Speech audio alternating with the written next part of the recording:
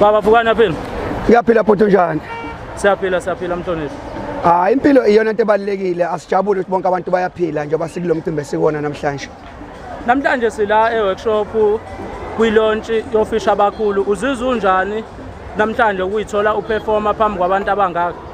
Asiqale sibonge nje kubafowethu ofisha abakhulu ukuthi egcineni bangabi nabantu abathi baya allow ukuthi bacule abanye bangaculi. Lokho nje kukodwa ikona okubaleke kakhulu. Sibe sesiza kulombuzo obuza ukuthi ngizizwa nginjani.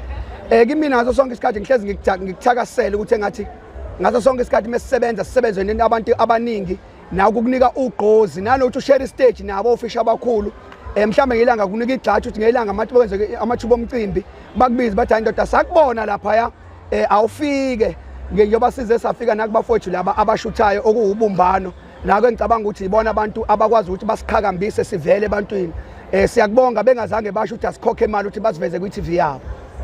Baba Vukani ngumuntu onokufika la e-workshop ngikubona uperforma lapha. Umbuzo wami usekutheni ngabe mngaki umsebenzi yakho noma singakanani isikhathi ukhona la endimeni yokucula?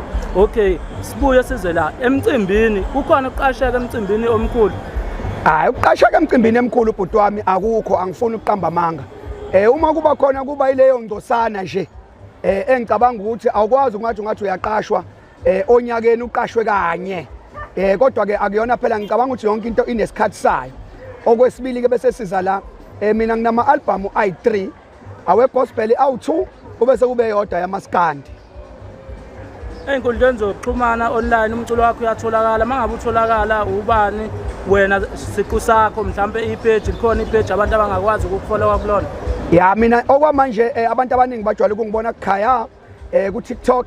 Nginayo ke manje ipage la Facebook la abantu afanele bakhulume nami khona kodwa okwamanje for ingoma for ku online azikakabi khona because bekufanele siqale siregister ingoma kwaSambro because egcineni noma ungathi uyenza ungafaka wonke ama platform but ingoma zakho mezingangenile kaSambro ufana nomuntu odlalayo.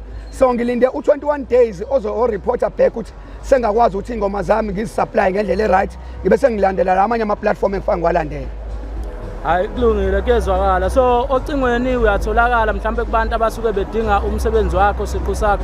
Yebo engcingweni ngiyatholakala. Inamba yami u063 kube sekuba u60 kube u66 kube sekuba u283 uvukani nje wakanzama. Inamba ithi 063 ibe sithi 60 ithi 66 ithi 283. Siphelele nje. Sesivala baba Nzama ngicela undulise umlayezo wakho kubahleli bemicimbi emkhulu ngoba into esiyibukayo la abahleli bemicimbi baya ngokuthi ubani baya ngegama kahle abayi ngokuthi ubani uthini noma ngomlayezo walelo ciko elisuke likhiphile ngaleso sikhathi. Mina engakisho kubacimbi kubahleli bemicimbi okubaleke kakhulu ukuthi ake basinike ichance and then mina ngiyazi ukuthi into engiyiculayo ine message and then izofika futhi egcineni lo yedwa oyokholelwa kumina.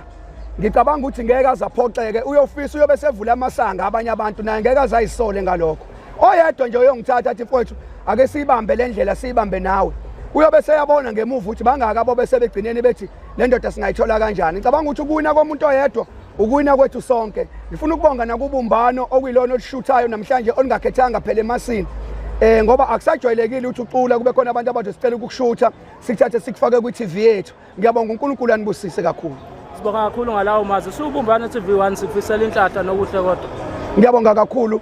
Sibonge nangenye ilanga nabanye nibenzele kuhle. Siyabonga. Danke siyabonga isikhathi sakho. Danke.